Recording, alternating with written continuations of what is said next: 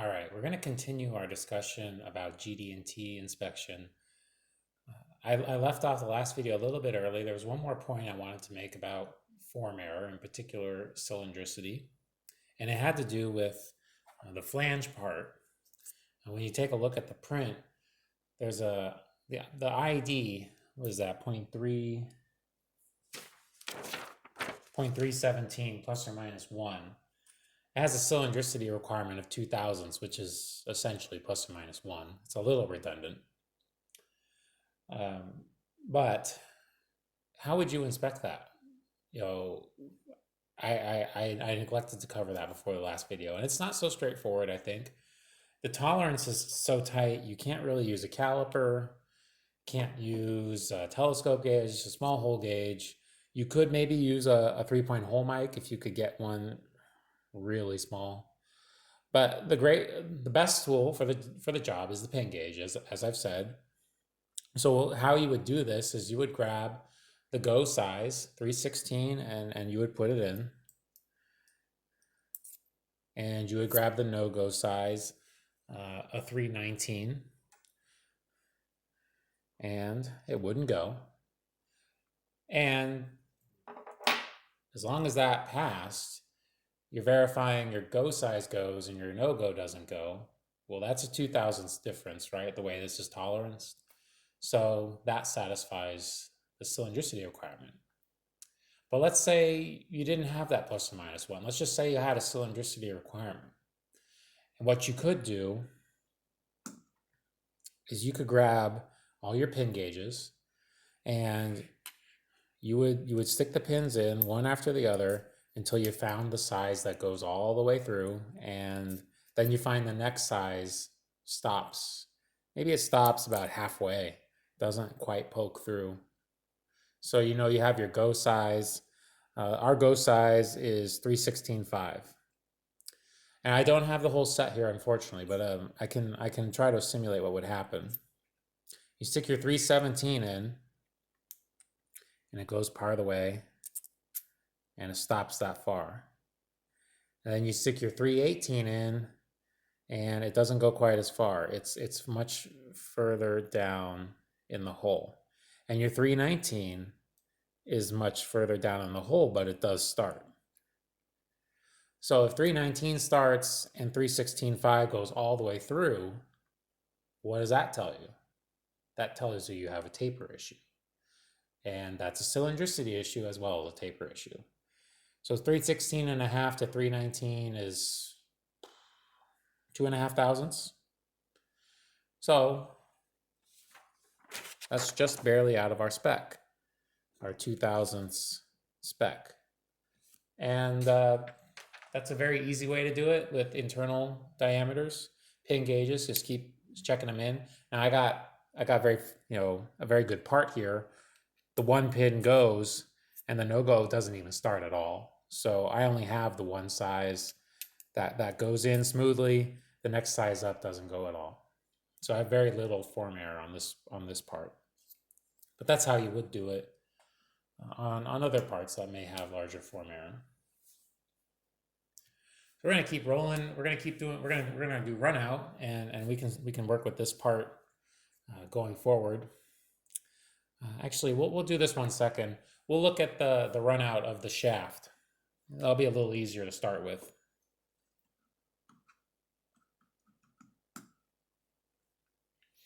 So let's take a look at our print. We'll do the total runout, which is the double arrow of the 508. We did the cylindricity check of this earlier. And I do want to remind you guys, I have this drop indicator here for a reason. Some of these checks are going to be a little bit easier with a drop gauge. So I'm going to demonstrate just this one, maybe another one coming up. But I'll try to demonstrate how the drop gauge can make things a little bit easier. So I am only stacking these on top of each other so you can get a nice shot of the indicator. And let's see, how am I gonna Gonna have to push this a little bit off center. All right. So what I'm gonna do, we take a look at our symbol. It's total runout to datum A. So we need to know datum A is this paired diameter here. So I'm going to be registering my V blocks on those diameters. And I'm going to set up my V blocks so that I can get to my indicator. And all right. Apply a little bit of pressure when you're working with a matched pair straight down so that you can center them and straighten them, I should say. And check that your indicator is getting the top. And we'll set 0. Yeah, you can see it. We'll set 0. And now we'll begin to rotate the part. This is what a runout check is. You're going to be rotating this part 360 degrees, and you're going to be looking for how much that indicator moves. And that indicator has moved 1,000th total. I've seen about plus or minus a half. Our tolerance is 5, so we're well within spec. We're going to move to another point further out and rotate again. Now our resting 0 has shifted off a little bit. It's no longer resting on 0, so that's a little bit of error. It's now resting at 3. And it's going up to about half. So overall, my total indicator that I've seen, I saw a minus half when I zeroed it, and now I'm seeing about plus 3.5. So my total indicator is 4, and my tolerance is 5. So even though there's a lot of chatter on this, the runout is passing the requirement. Now earlier on, we looked at the size, and it was failing the size requirement. It was passing the cylindricity requirement. So everything about this is fine, except it's too big. Now I want to point out, the first place I checked, I zeroed it over here, and I didn't re-zero it when I moved it to the farther to the tip, because that would actually eliminate some error. Like I said, if there's a taper, if it's tapering downward, I want to know that in my runout.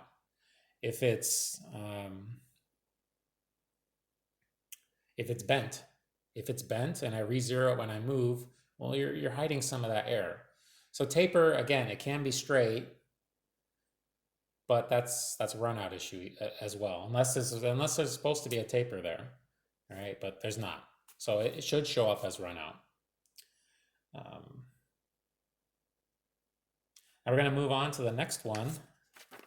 The next one was just the single runout. It's a 2-dimensional runout. It's not the total. So once again, we're going to go 2.5 from our end and just do that one spot.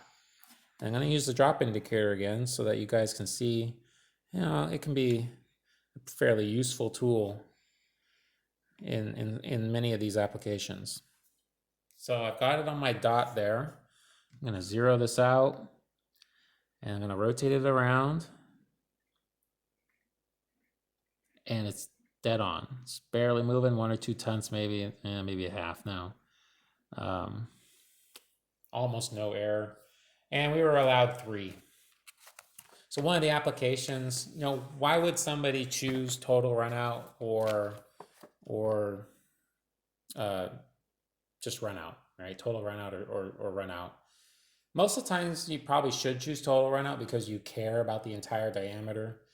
But there are some applications, like a step shaft, where there's an assembly feature and you have a very, very long diameter, but the critical portion of that diameter is only in one location. So they want you to check that location where there's some sort of assembly feature, a bearing, a support, whatever it could be. So maybe a gear gets attached. So that's one reason. And another reason, sometimes when cross sections get really, really small, which we're going to see on the next part, putting total doesn't really help you when it's such a thin cross section to begin with anyway. That might be another place where you just see a regular runout symbol.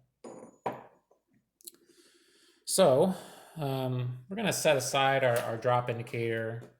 And like I said, it's good for many applications. I like resting V blocks, paired V blocks, and using an indicator. But we're going to move on to the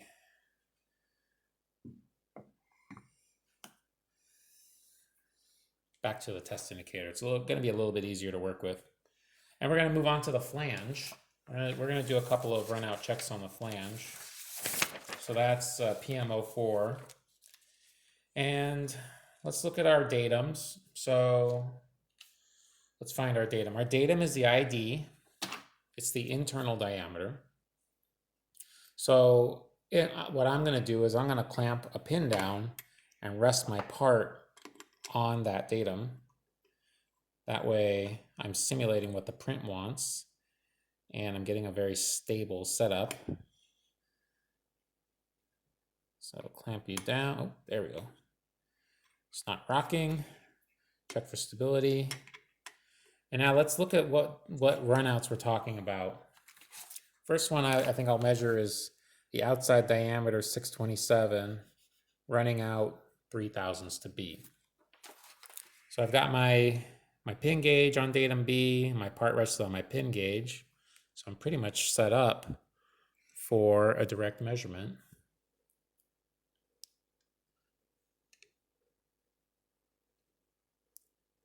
All right, I'll zero you over here. And I'm sweeping, trying to find the high point, just like we always do with indicators. And now I'm ready to just rotate this around. You're going to see it jump when it falls into the hole, but otherwise, it's pretty good. And this is a total runout, so I'm going to get another section. And it's really your choice whether you want to slide around the part and the V block or you want to slide around the height gauge. That's up to you. I interchange. But otherwise, we're looking great. No error at all. We have 3/1000 relative to B, and we have no error. Next up, we'll do the single arrow runout. This is just called runout.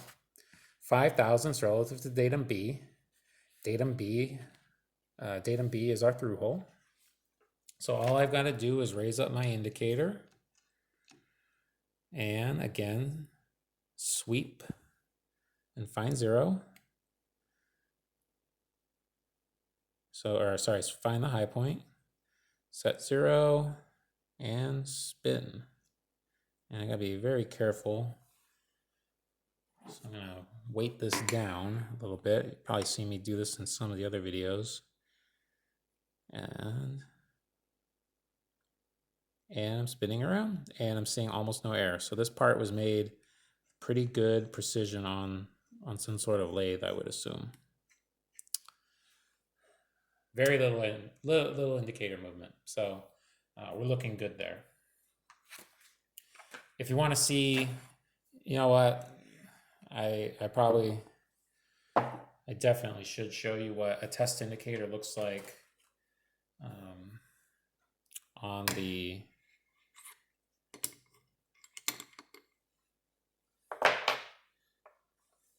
match pair. So let's do the runout check on the end again, because most of the time I think what you're going to do is use a test indicator and V blocks. So let's do this one again just so you can see. This one's a 5/1000 total runout. So I'm having a little trouble zeroing it. All right, and then I'm seeing about, see it jumps because of I slid it maybe. You see about 1/1000th at that point. I'm not going to re-zero it. Oh, see now my zero is much further off from where I started. I'm getting all the way to like -4.5, -4. Yeah, so again, about -4, -4.5. But again, fairly easy. Identify your datums, get them rested in the V block, Or if it's an internal datum and you can use a pin, do that. Let's do, let's modify our print a little bit. As we did in the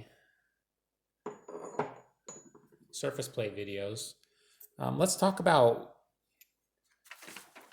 there's a datum B on the internal, and we're checking our diameter relative to datum B.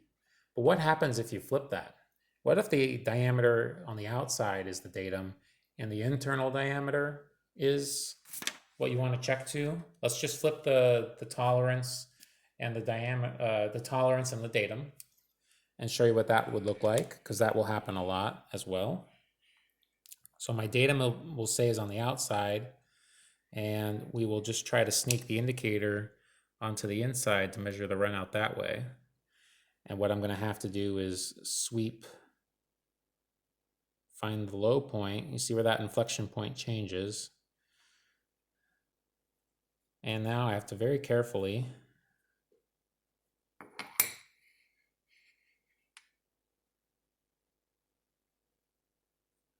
find the runout. So now I've got my indicator.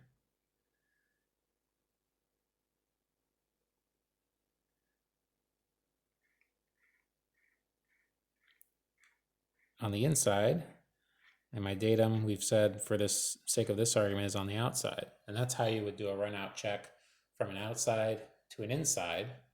You don't use the pin because you need to get your indicator in there.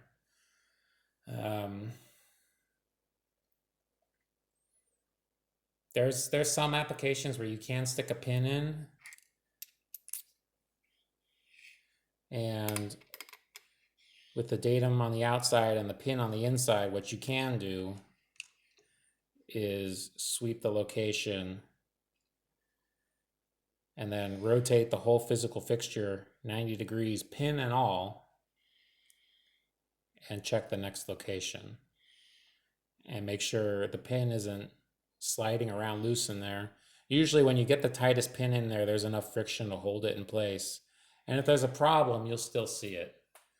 I've done that a few times. Sometimes it's the best way to do it, especially if you have a really rough surface. You'll hide some of that noise.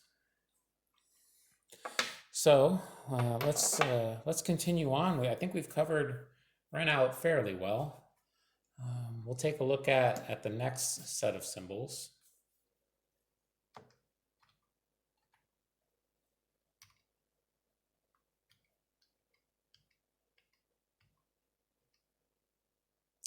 All right, location. We're going to talk about not only true position, but concentricity and symmetry at the same time. And if you noticed on some of the earlier screens earlier in the video, all of these have had some sort of asterisk on them. We'll talk about position first, which is that first highlighted here first. And the asterisk with this one, oops, there it is. Position replaces the rectangular tolerance zone with a circular one. And as I mentioned earlier on, I showed you a graphic of two cylinders representing a tolerance zone. And I said, well, you don't actually have two cylinder tolerance zones. You just have one maximum. So I'll show you that in a second. When you do measure true position, it requires you to find the size and the center point of the hole. So it's no different in many ways, whether true position is a requirement or not. You have to find the size of the hole, and you have to find the location in X and Y. But with true position, it's absolutely required because you're going to be doing a calculation to verify you're within the spec of the true position. So the metrology is the same. I have nothing new to show you. Use calipers, use a height gauge and a pin, use whatever you like. Most applications for true position are for holes, but true position can also position square features as well, like slots. So with that, it's the same thing. You try to find the center of the slot by measuring the slot size and the slot center, just like a hole. And if you'll notice, this is the first symbol we've really come across in this video series right here. It has multiple datums. It has A, B, and C. For the most part, we've looked at cylindricity with no datums. We've looked at runout that has a datum to one, maybe one axial datum, one diameter. But position typically has um, 2 or 3 datums. So um, let's take a look. Let's just take a look at this symbol. This is a simplification, fairly common way of dimensioning true position in 2 datums. And this is a modification of the angle block, just getting rid of the datum A requirement and just simplifying the explanation. So we have datum B on the bottom, we have datum C on the side, and then we have our whole pattern relative to datum B and datum C. And we have a true position 14. So what that actually looks like is a ring. A ring with a diameter of 14 and a radius of 7 thousandths. Now this square box, this box represents what your tolerance zone used to be before you added the true position requirement. So you've added a requirement, but your tolerance zone has grown from a square box to a circle with the square box inside of it on all 4 corners. And this is really great, right? You get more tolerance. And, this goes into our discussion about engineering, and also our discussion about, this is for reference only. This square box doesn't exist anymore for you. It's a nice reference to see what happened to the tolerance zone, but you forget about that. You only focus on where your measurement dot, where your center point of your hole. This is not a hole, right? This is the tolerance zone for the center of the hole. The outside of the hole, the edges of the hole are much farther away. The actual edges of the hole are way off on the outside. This is where the center point region needs to lie. So you forget about the square. It's just there for illustration. And then your engineer hopefully gives you a circle that is larger than the square. So why 14? It's an unusual number. Why not round up to 15? Why not 10? And actually, when you take a look at blueprints and you take a look at title blocks, go ahead and look at a few blueprints from different companies if you can. A lot of people are using plus or minus 5 thousandths as a standard tolerance. And so what happens when your standard tolerance is plus or minus 5, that's how big this square is, minus 5, plus 5 in x, minus 5, plus 5 in y. Well, when you try to make, the diagonal corner here, your corner ends up being 7 thousandths. Actually, forget that. Let's say our corner is from here to here, basically the diagonal of the square. Well, when your square sides are both 10 thousandths long, your 90-degree triangle equations work out that your diameter is 14. So when you do it that way, it's 14 and like 1/10 or 2/10. So they round off a tiny bit. But for the most part, you get a bonus tolerance. Well, it's not a bonus tolerance. A bonus tolerance is something else entirely. But you get extra tolerance. You get a circular zone. We'll talk about bonus tolerance in this same topic, actually. So, where was I? This 14 is pretty important. It gave you extra tolerance. Now, what would happen if the engineer in there put 10 thousandths? What would happen is your circle would be smaller. In certain places, it would be smaller than your square, and in certain places, it would be bigger. There's other cases where the engineer might say, no, we need this really tight. We're going to make it 5 thousandths, in which case your circle is pretty much entirely on the inside of that box that you used to have and is no longer anything you need to concern yourself with. So Many applications will choose it this way so that you get a little extra tolerance because, again, going back to our very beginning of the topic, GD&T symbols are meant to represent functional tolerance. And when you have diameters, bolts and holes assembling together, or shafts and holes, there's no squares involved. Why is the tolerance zone square? What people a long time ago have realized, well, yeah, if you're a little bit outside of your tolerance zone up here at the top of the box, it's a round part, it's not going to matter. So they give you this style of dimensioning that a traditional plus or minus can't handle.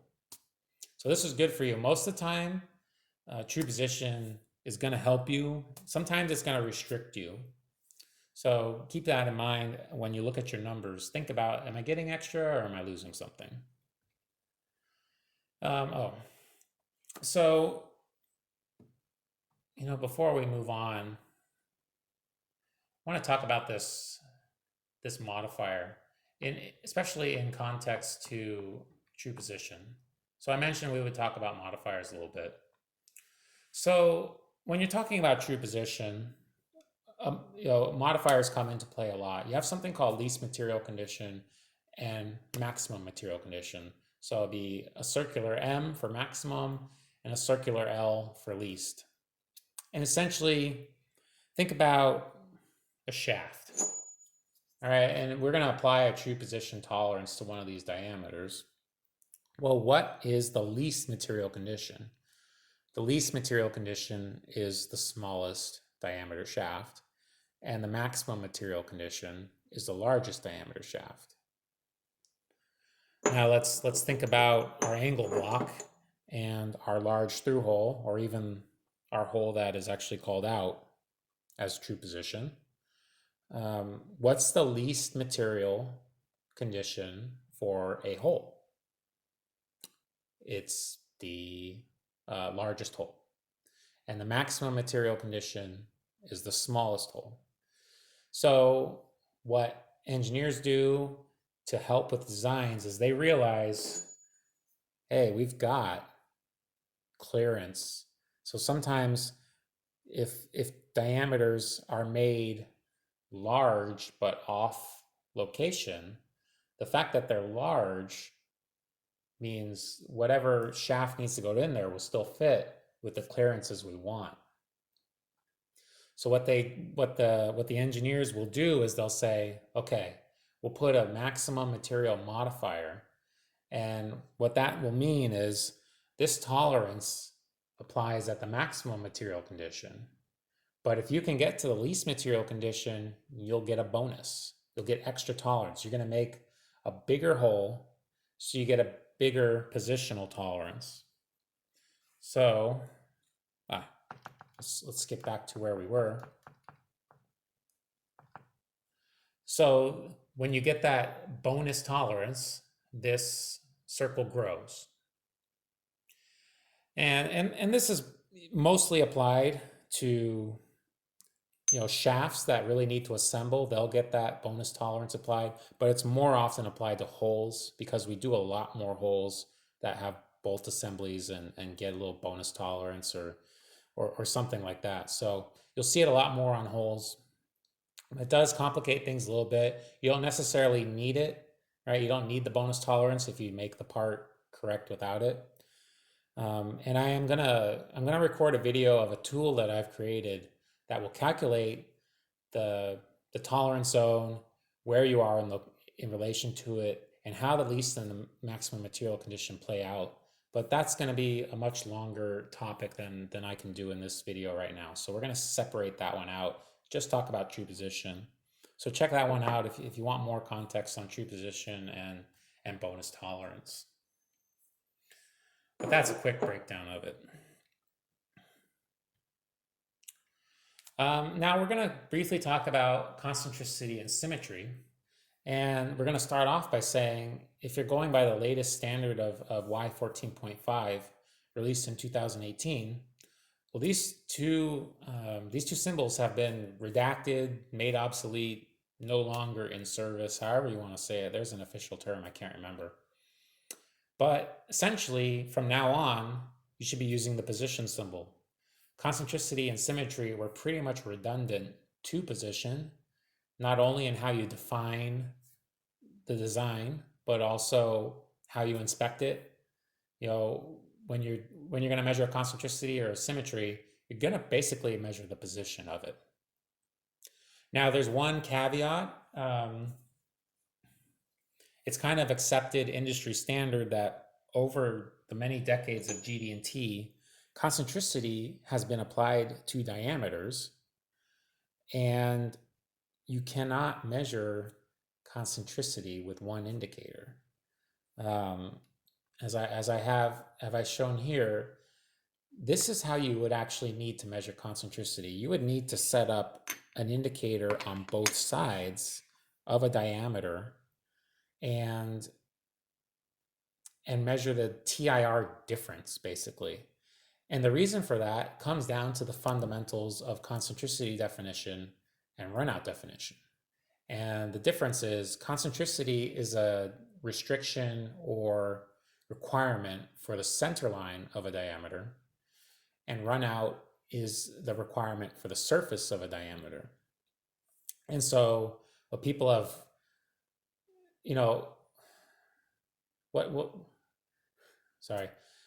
what this basically means is there is a difference between the center line and the surface. You can have some very oddly shaped surfaces that are symmetric. Think about something with three lobes. Draw it real quick. Oops.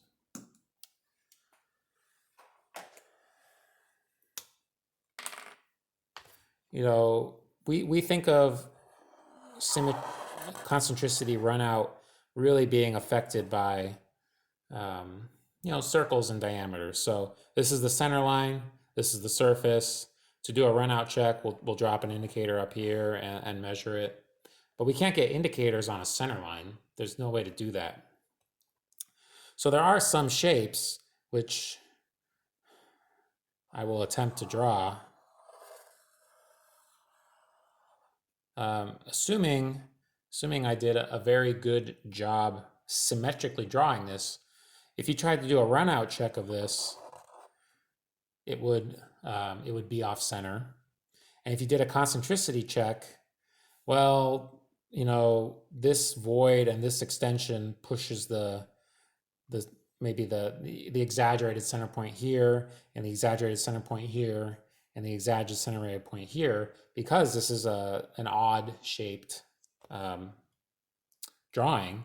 But if you try very hard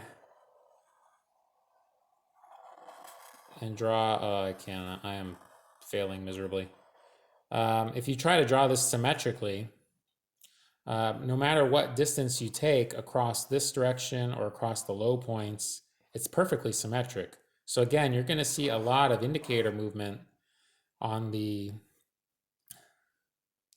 TIR. It's going to run out like crazy, but assuming this is symmetric, center line is going to be perfect. So that's the difference between a lot of runout error and no concentricity error. This one would have both concentricity and runout error. This one would probably have both as well, depending on the shape. So the reason that the standard pretty much redacted and reduced concentricity, again, you can use position.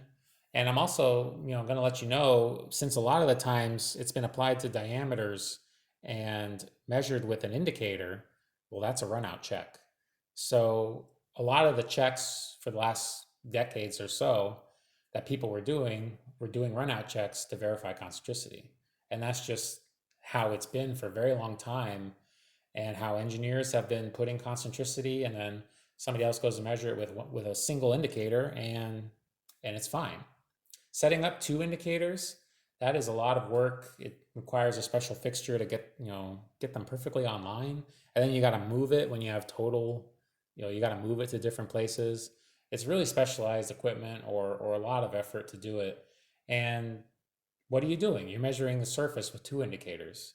Well, you might as well just measure the surface with one indicator and do a runout check. They satisfy the same requirement, right? Functional tolerancing. So um, that's why, when it comes to substitutions, substitute concentricity with a runout check or position check.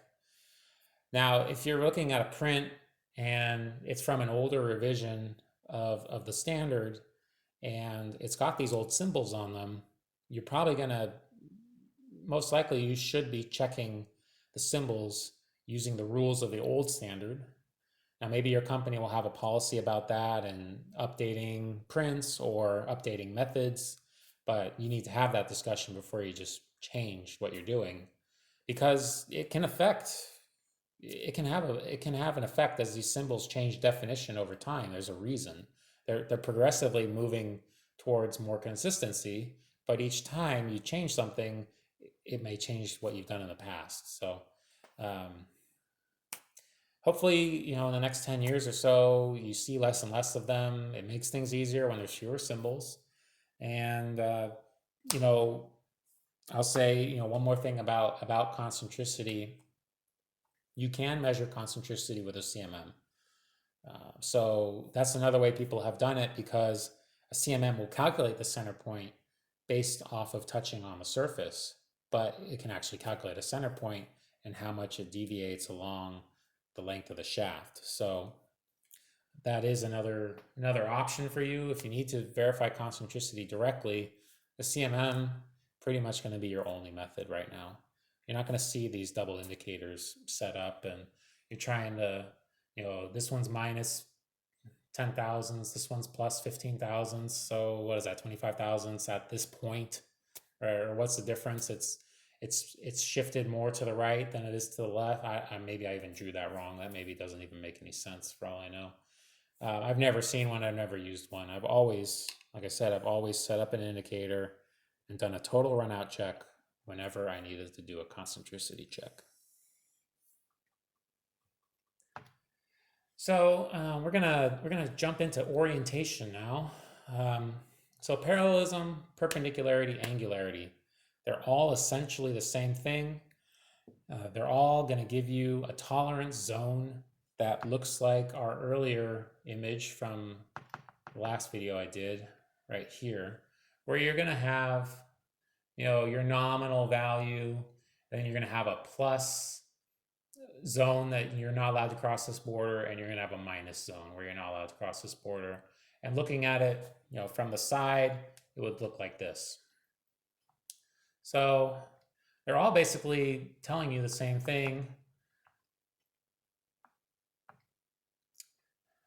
But they all require a datum.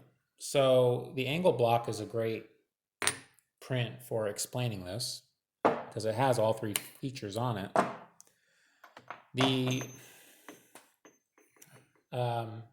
Let's look at the parallelism. The first one up here on the right, parallel to B. So if you look through the datum, you'll see that the bottom is datum B. And so what we're looking for is parallel, how flat this is relative to the datum B, which I'm resting on my granite and sort of saying, I haven't really mentioned it. I should have mentioned it maybe earlier. One of the key features of GD&T is to so-called grab the high points, and part of that is because we want to be able to be repeatable, and we want to be able to use these really accurate surface plates and angle blocks. So I did this discussion earlier, and I talked about the 3-2-1 method, and I think I neglected to mention this part of it. So if you weren't understanding that, why we do it this way, what I neglected to mention is, grabbing the high points is the only way to be repeatable, short of a CMM. If we want to do this on a surface plate, the 3-2-1 method on the high points is going to be repeatable. And it's okay to grab the high points and make all of your judgments based on that. As I drew earlier, my kind of jagged little angle block here, this is what we think surfaces look like you know, at the microscopic level, and they may not be perpendicular to each other. They may not be all parallel and square. So we try to grab the high points as we can during the 3-2-1 method. So this helps us with the parallelism check. We're going to put datum B on the bottom and see how flat this is relative to datum B. For this perpendicularity check over here, if you take a look at the full print, it's saying to perpendicular to B, which again is the backside, and we're going to check on an indicator how perpendicular this is. We could use a machinist square as well, which I have on the table over there, but I'm going to do it with the indicator, get an actual reading. And then angularity, we're going to set up a sine bar at 40 degrees, and it's the same thing. We're going to check the tolerance zone at 40 degrees, you know, relative to the datum B. So they're all just, you know, 180 degrees from the datum, 90 degrees from the datum, or a defined angular degree from the datum. So let's just jump into it, since angle block's a pretty good part to work with. So the first thing was parallel to datum B. So that is, let's take a look at that.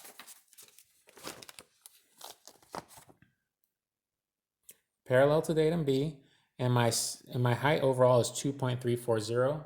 So I'm going to show you a little trick that I usually do to get two birds with one stone. I'm going to measure the parallelism and the size of it at the same time, and we're going to do it with Joe blocks. So I'm going to build up a 2.340 Joe block. So if you remember our Joe block math, we're going to use a 140 and a 0.2. Where's 0.2 to get to 0.340, and then we're going to add a 2-inch block underneath that.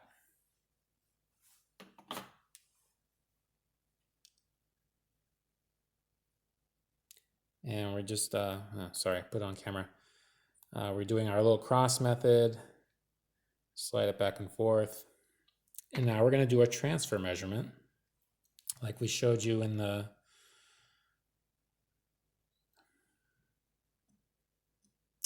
surface plate videos. Many transfer measurements, looks pretty good. And now this surface, this surface relative is already greater by 10 thousandths. So that may or may not be in print. I don't think it's in print. So now we're going to just do the parallelism. We're just going to check, is it moving a lot? It's moving about 1,000th on that side. And it's up to maybe 1,000th and a half at the maximum. So I had 0 over here, or actually plus 10. This is my low. This is my low on my TIR. It's 10. I could re-zero this, right? I told you I'm doing two birds at one stone. So I'm going to say plus 10 is my 0. And then we're going to look for the high point, which was over here, which was about plus 11 and a half. Where was that? I think it was over here. Yeah, right about there. I'm starting to fall off, but so our parallelism, 1.5. So we're passing that, but I was also checking the 2.340. Let's check with a caliper, just because, what do you know, I'm plus 10. So definitely an issue there. Two birds, one stone. Got the sizes wrong, but got the parallelism is right. Next up, we'll do the perpendicularity. And for this, I don't need any Joe blocks or anything else. I'm just gonna have to reorient my indicator. And I'm gonna be a little bit concerned about cosine error now, because I'm gonna be traveling in the up and down direction, so I need to have a good reading that way. And what I'll do is I'll bring this all the way down just above the rock. And then I'm going to bring my part into the indicator. Instead of moving the height gauge, it's easier to move the part. And zero it. And I'm going to have to apply a little bit of pressure so that this whole part doesn't move as I move the indicator. But now I'm just going to raise my indicator. And what do you know? We're getting a little bit of error. I'm already at 2.5 thousandths, 3 thousandths. And right about there, it hits the radius. So about 3.5 thousandths. And if I go back down, I should get back to 0.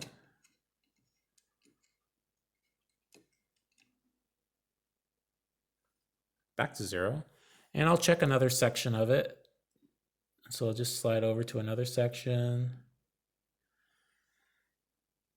This is one instance where I do re-zero because I moved the part off of the indicator and put a new pressure.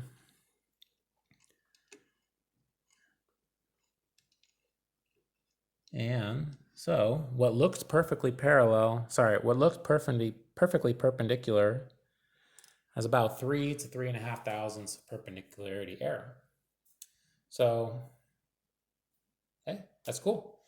Easy way to do it.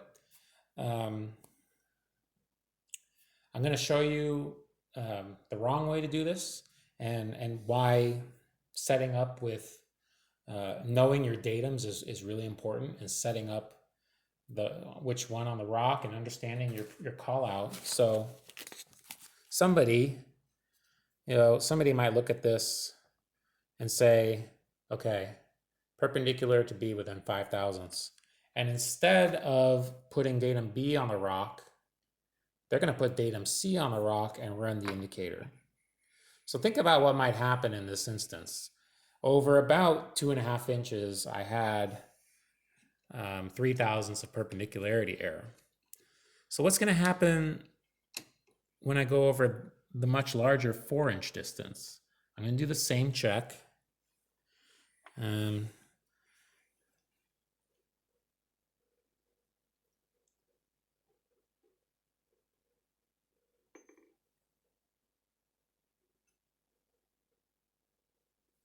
Oops. All right. I'm going to hold it down, and then we're going to run up. So let's see. I actually don't know what's going to happen. Oh, we're already to 3.5. We're at 4. We're at 5. And it's just about to fall off. So now we got 5 thousandths of error, just a little bit more than 5 thousandths. So what happened is, the error is being amplified. When you put the larger surface on the rock, it spreads out that surface a little bit more, and you travel a little bit less, so you see less error. And the more you travel, the more error you see. So a lot of people will do that. I've certainly done that in my career. Sometimes you think it's easier to just do it this way physically, but it may not be the best way to do it. Sometimes you can do it this way, and if you're still in print, you're still in print. I won't argue with that, but a lot of times you're going to see larger number than is actually being asked for because of the way the datums are set up. So that's important to know. I think we're gonna take another quick break and continue our video. What's the next topic? Oh, I have enough time to do one more check. Let's do this last check.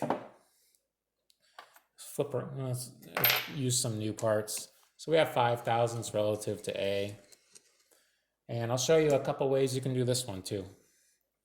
So I've got datum A on the back, right? From the print, datum A is the back surface. And I'll zero this. And I can just spin this around. And another thing I can do is I can just run the indicator, pull it out. Run the indicator, oop, 1,000th off. It shouldn't matter whether I reload or unload the indicator. It's possible I bumped the 0 now that I'm looking at it, so there we go. If you're not sure, just double check. But otherwise, maybe 0.5 thousandths of error. And I think the indicator is getting bumped as maybe 1,000th of error.